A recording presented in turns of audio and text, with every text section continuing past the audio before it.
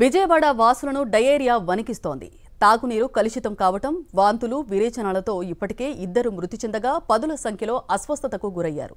విజయవాడ ప్రభుత్వ ఆసుపత్రిలో 18 మంది చికిత్స పొందుతూ ఉండగా మరో 20 మంది డిశ్చార్జ్ అయ్యారు. డయేరియా వ్యాప్తితో నగర వాసులు భయాందోళనకు గురవుతున్నారు. తాగునీరు కలుషితం కావటం వల్లే ఈ పరిస్థితి తలెత్తిందని ప్రజలు చెబుతున్నా అధికారులు మాత్రం తప్పించుకునే ప్రయత్నాలు చేస్తున్నారు. కొంతకాలంగా రంగు మారిన నీరు సరఫరా అవుతున్నా పట్టించుకోవడం లేదని ప్రజలు మండిపడుతున్నారు.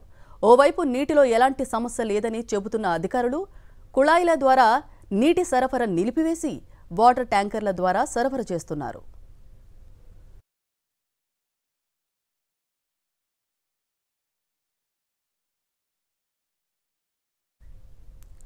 57వ డివిజన్ న్యూ రాజేశ్వరిపేటలో వారం రోజులుగా మంచినీటి కుళాయిల్లో నుంచి దుర్వాసనతో కూడిన మురుగునీరు వస్తోంది. విషయాన్ని కొందరు సంబంధిత నీటి సరఫరా శాఖ అధికారులు సిబ్బంది దృష్టికి తీసుకువెళ్లినా పట్టించుకోలేదు. గత్యంతరం లేక ఆ నీటిని తాగిన ప్రజలు తీవ్ర అస్వస్థతకు గురవుతున్నారు. కొందరు తొలుత సమీపంలోని ఆర్ఎంపీ వైద్యుల వద్ద చికిత్స చేయించుకుంటున్నా అక్కడ తగ్గకపోవడంతో మెరుగైన వైద్య సేవల కోసం ప్రభుత్వ, ప్రైవేటు ఆసుపత్రులను ఆశ్రయిస్తున్నారు. ఇప్పటికీ న్యూ రాజేశ్వరిపేటలో డయేరియా కేసులు నమోదు అవుతూనే ఉన్నాయి. ప్రభుత్వం ఏర్పాటు చేసిన వైద్య శిబిరానికి రోగులు క్యూ కడుతున్నారు. పరిస్థితి విషమించిన బాధితులను అంబులెన్సుల్లో ఆసుపత్రులకు తరలిస్తున్నారు. గెలిచే దరిద్రం వచ్చింది. శని ఏం సుఖం వచ్చింది? జనాభా చచ్చిపోతాను అన్ని చేస్తున్నామని ఆడు గెలిచి సుఖం ఏముంది? గెలిపించాను బట్టని ఏమైనా వచ్చి సుఖం వచ్చిందా? అవును నిజమే కదండి. అసలు ఏమీ లేదు. ఆడు గెలిపించాం. కాలువ లేవు, శుభ్రం లేవు. ఎందుకు ఆడు గెలిచి మాకు మనుషులు చంపేస్తున్నాడు కదా జనాభాని. చాలా మంది హాస్పిటల్ పాలైపోయినారు. దేనికి అడు వచ్చింది? వాడు గెలిచి ఏం చేస్తున్నాడు? శుభ ఉపయోగం మాకు. నిజం జగన్ ఉన్నప్పుడు మాకు అన్ని చేశాడు మంచి.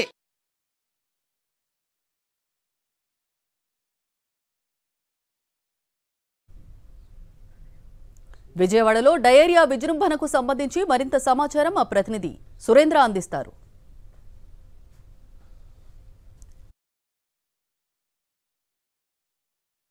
నిన్న వెలుగులోకి వచ్చిన దగ్గర నుంచి కూడా అధికారులు కూడా అప్రమత్తమయ్యారు. అయితే కేసులు మాత్రం పెరుగుతున్న పరిస్థితి కనిపిస్తుంది. మనం చూస్తున్నాం, ఒక బేబీ ప్రస్తుతానికి ఒక పాపని తీసుకుని వచ్చారు. చేతుల మీద తీసుకొని వచ్చి ప్రస్తుతం హాస్పిటల్ తీసుకెళ్తున్న పరిస్థితి కనిపిస్తుంది. ఇక్కడ ఒక మెడికల్ క్యాంప్ ఏర్పాటు చేశారు. అయితే అన్ని సౌకర్యాలు ఇక్కడ లేనప్పటికీ అక్కడ బయటికి తీసుకెళ్తున్న పరిస్థితి కనిపిస్తుంది. పూర్తిగా అమ్మాయికి సంబంధించిన మదర్ కూడా ఉన్నారు. అయినా ఇప్పుడు అదే పరిస్థితి. ఉదయం నుంచి ఇట్లాగా అయింది.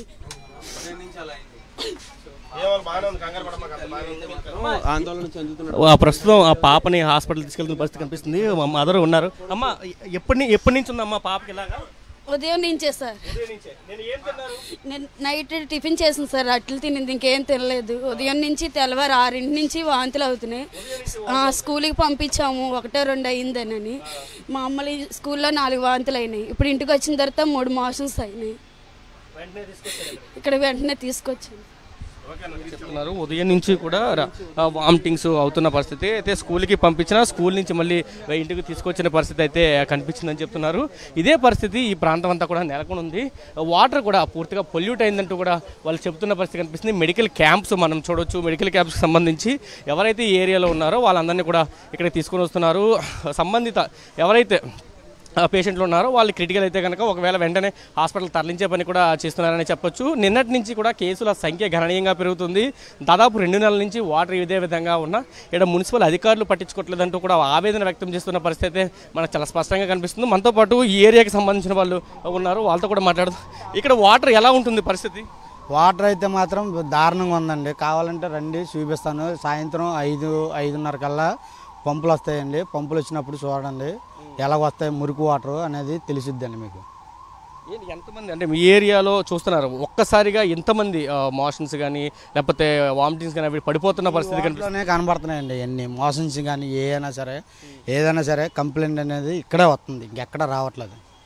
అందట్లోనే నిన్న కాక మొన్న ఏం సెప్టింగ్ ట్యాంక్ ఏదో కలిసిందని చెప్పని అన్నారు కొంతమంది ఏమో కుక్కలు కలిసినాయి అని చెప్పని కొంతమంది అంటున్నారు. కొంతమంది ఏమో మనిషి చనిపోయి ఉబ్బిపోయి అని చెప్పని కొంతమంది అంటున్నారు. ఏంటనేది నిజం అనేది తెలియట్లా. ఈ రోగాలు రావడం ఏంటి, ఇదేంటి, ఈ పరిస్థితి ఏంటి నాకు అర్థం కావట్లేదండి. ఇదేండి చెప్తున్నారు. పరిస్థితి అయితే అర్థం కావట్లేదని చెప్తున్నారు. వాటర్ అయితే ఇక్కడ పొల్యూట్ అయిందనేది మాత్రం వాస్తవం కనిపిస్తుంది. అధికారులు కూడా నిజ నిర్ధారణ కోసం ఒక వెహికల్ని కూడా గుంటూరు నుంచి తీసుకొచ్చిన పరిస్థితి మనం చూస్తే ఫుడ్ సేఫ్టీకి సంబంధించిన వెహికల్ని ఇక్కడ తీసుకొని వచ్చారు గుంటూరు నుంచి. ఆ వెహికల్లో ఇక్కడ వాటర్ శాంపిల్స్ తీసుకొని పరిశీలించే పని చేస్తారు. తర్వాత ఒక నిర్ధారణకు వచ్చే అవకాశం అయితే ఉంది. అయితే ఇక్కడికి మెడికల్ క్యాంపులో ఏర్పాటు చేసిన దగ్గర మాత్రం ఎవరైతే వస్తున్నారో ఇతర వామిటింగ్స్ కానీ లేకపోతే మోషన్స్ కానీ అవి ఎవరైతే వస్తున్నారో వాళ్ళు వెంటనే ఇక్కడ చెక్ చేయడం, అవసరమైతే సెలైన్ పెట్టడం, లేదా ఇక్కడ నుంచి డైరెక్ట్గా గవర్నమెంట్ హాస్పిటల్కి పంపించి ట్రీట్మెంట్ ఇచ్చే పని అయితే ప్రస్తుతానికి జరుగుతున్నది. ఇప్పటికీ 100 మందికి పైనే ఈ డయేరియా బారిన పడినట్టయితే తెలుస్తున్న పరిస్థితి. ఉదయం నుంచి కూడా పొలిటికల్ పార్టీ లీడర్స్ కూడా వస్తున్నారు. ఇప్పటికీ అధికారులకి అనేక సార్లు వాటర్ గురించి చెప్పినా కానీ అధికారులు పట్టించుకోకపోవడం వల్లే ఈ పరిస్థితి వచ్చిందంటూ కూడా వాళ్ళకి ఆవేదన అయితే వ్యక్తం చేస్తున్న పరిస్థితి అయితే ప్రస్తుతం న్యూ రాజరాజేశ్వరిపేటలో కనిపిస్తుందని చెప్పాలి. కెమెరా పర్సన్ శివప్రసాద్తో కలిసి సురేంద్ర, సాక్షి టీవీ, విజయవాడ నుంచి. ఇంతలా డయేరియా ప్రబలుతున్న అధికారులు ఉదాసీనంగా వ్యవహరిస్తున్నారు. అస్వస్థతకు గల కారణాలను అన్వేషించకుండా ఫుడ్ పాయిజన్ అని బుకాయిస్తున్నారు. కలుషిత నీటి సరఫరాను అడ్డుకట్ట వేయటం లేదు. కలుషిత నీటి సరఫరా విమర్శలపై పైప్ లైన్లను పరిశీలిస్తున్నామని బాధ్యత లేకుండా సమాధానమిస్తున్నారు. న్యూ ఆర్ఆర్పేటలో మెడికల్ క్యాంప్ ఏర్పాటు చేసిన వైద్య సిబ్బంది ప్రజల నుంచి శాంపిల్స్ సేకరించారు.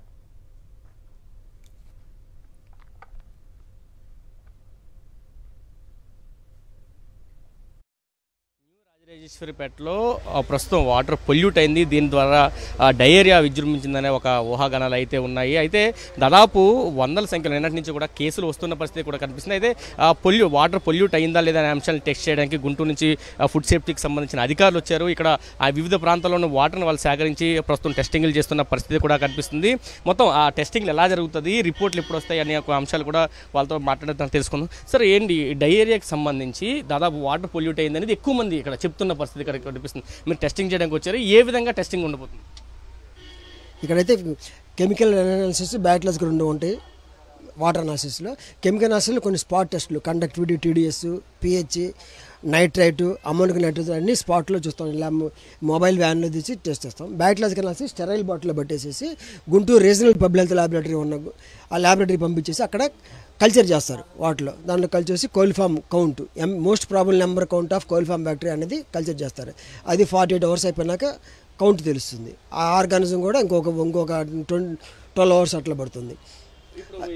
చేశారు కదా వాటర్, దీంట్లో ఎంత ఉంటే పర్సంటేజ్ ఎంత ఉంటే వాటర్ పొల్యూట్ అయినట్టు లేదా దాంట్లో ఉన్నట్టు? పొల్యూషన్ సరికల్లా ఇప్పుడు సపోజ్ నైట్రేట్ టెస్ట్ చేస్తాం.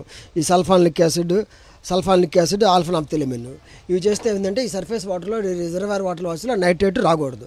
ట్రీటెడ్ వాటర్ అన్నమాట. ట్రీటెడ్ వాటర్లో నైట్రేట్ నీళ్ళు ఉండాలన్నమాట. అది స్పాట్ లిస్ట్లో మేము నైట్రేట్ కూడా చేస్తాం. అట్లా అమోనిక్ నైట్రోజన్, ఏదైనా ఫేకల్ కంటామినేషన్ అమోనిక్ నైట్రోజన్ పాజిటివ్ వస్తుంది. అట్లాంటి పిహెచ్ ఉంది. పిహెచ్ కూడా నిత్యం నార్మల్గా ఉంటుంది. 6.5 to 8 మధ్యలో ఉండాలి. అట్లనే టీడీఎస్, టోటల్ డిజాల్వ్డ్ సాలిడ్స్ అనేది టెస్ట్ చేస్తాం. వాటర్ యొక్క అందులో అనేది కలిగి ఉంది. సపోజ్ రిజర్వాయర్ దగ్గర అట్లా ఉంది, ఫస్ట్ ట్యాప్ ఎంత ఉంది, మిడిల్ ట్యాప్, లాస్ట్ ట్యాప్ అన్నీ కంపేర్ చేస్తాం. దాని నీరెస్ట్గా సేమ్ దగ్గరలోనే ఉంటుంది ఆ టీడీఎస్. అది అబ్నార్మల్గా ఇంక్రీజ్ అయిందంటే అక్కడ ఏమైనా కంటామినేషన్ ఉన్నాయి, అక్కడ ఏదో కంటామినేషన్ అయితే వాటర్ పైప్లోనికి ఏదైనా యాక్సెస్, సీవేజ్ యాక్సెస్ కానీ ఏదైనా సంథింగ్ వస్తే టీడీఎస్ పెరుగుతుంటుంది. అవన్నీ ఇక్కడ స్పాట్ టెస్టులను కొన్ని ఇక్కడ మేము చేస్తాం. బ్యాక్లాజిక్ అనాలిసిస్ మాత్రం regional public health laboratory Guntur medical కాలేజీలో ఉంది. అక్కడికి పంపించి అనాలిసిస్ రిపోర్ట్ పంపిస్తే గుంటూరుకి ఎన్ని రోజులు వస్తుంది? మొత్తం 3 days పడుతుంది. 3 days బ్యాక్లాజిక్ అనాలిసిస్ 3 days పడుతుంది. కెమికల్ స్పాట్ అయిపోతాయి. మిగతావి బ్యాక్టీరియా మాత్రం 3 days టైం పడుతుంది. సార్, అంటే ఇక్కడ వాటర్ ఆల్రెడీ సేకరించారా మీరు ఈ ప్రాంతాల్లో? సేకరించాం, ఇంకా సేకరిస్తూనే ఉన్నారు. ఓకే. నిన్న రాత్రి కూడా ఇక్కడ వాటర్ తీసుకున్నట్టు తెలిసింది. టెస్టింగ్లు ఆ రిపోర్ట్లు ఎలా వచ్చాయి? అంటే నార్మల్గా వచ్చాయి, ప్రాసెస్లో ఉన్నాయి. నిన్న ఇచ్చిన శాంపుల్స్ ప్రాసెస్లో ఉన్నాయి. 3 days పడుతుంది. రేపు ఎల్లుండి అట్లా ఇంకా 2 days. మీరు ఫుడ్ సేఫ్టీకి సంబంధించి చాలా కాలం నుంచి దీంట్లో ఉన్నారు, ఇటువంటి అనేక అంశాలు చూసుంటారు. అంటే ఇక్కడ వచ్చిన ప్రస్తుత పరిస్థితిని మీరు అంచనా ఏం వేస్తారంటే ఫుడ్డా లేకపోతే వాటరా, ఇతర ఏమైనా అవకాశాలు ఉన్నాయి? అంచనా అంటే చెప్పలేము ఏది, ఎందుకంటే మేము ఈరోజు వచ్చాము. అక్కడ ఫుడ్ వచ్చింది అట్లా వచ్చి తెలియదు. కానీ ఏదైనా సైంటిఫిక్గా చూస్తేనే మనం చెప్పగలుగుతాం. లేకపోయింది అనవసరంగా పొరపాటున ఏదైనా చెప్పామనుకో అది అవ్వకుండా చెప్పలేం కదా. ఏదైనా టెస్ట్ చేసి అది టెస్ట్ ద్వారా మనం పేపర్ ద్వారా ఇవ్వటమే కానీ మనం చెప్పలేం కదా. అది చెప్తున్నారు పూర్తిగా టెస్టింగ్స్ అయితే చేస్తున్నారు. అయితే ప్రజలలో మాత్రం ప్రస్తుతం వాటర్ వల్లే ఇంత అతిసార అది కానీ డయేరియా కానీ వచ్చిందనేది ప్రజల్లో ఉంది. అయితే పూర్తిగా టెస్టింగ్లు చేసిన తర్వాతే పూర్తి నిజ నిర్ధారణ అయితే చేయగలుగుతాం. ఇక్కడ కొన్ని టెస్టులు అయితే కొంత రిజల్ట్స్ త్వరగా వచ్చే అవకాశం ఉంది. కొన్ని టెస్టులు మాత్రం గుంటూరుకి పంపించేస్తుంది. అవి 3 రోజుల తర్వాత మాత్రమే వచ్చే అవకాశం ఉంది. వచ్చిన తర్వాత మాత్రమే మేము పూర్తిగా దీనికి కారణం ఏంటి, డయేరియా గల కారణాలు ఏంటనేది చెప్పగలం తప్ప ప్రస్తుతానికి అయితే చెప్పే పరిస్థితి లేదు. టెస్టింగ్లు అయితే కొనసాగుతున్నాయి. అన్ని ప్రాంతాల నుంచి కూడా వాటర్ని మేము సేకరిస్తున్నాం. ఇవన్నింటిలో కూడా టెస్టింగ్లు చేస్తున్నామంటూ అధికారులు కూడా చెప్తున్న పరిస్థితి కనిపిస్తుంది. కెమెరా పర్సన్ శివప్రసాద్తో కలిసి సురేంద్ర, సాక్షి టీవీ, విజయవాడ నుంచి.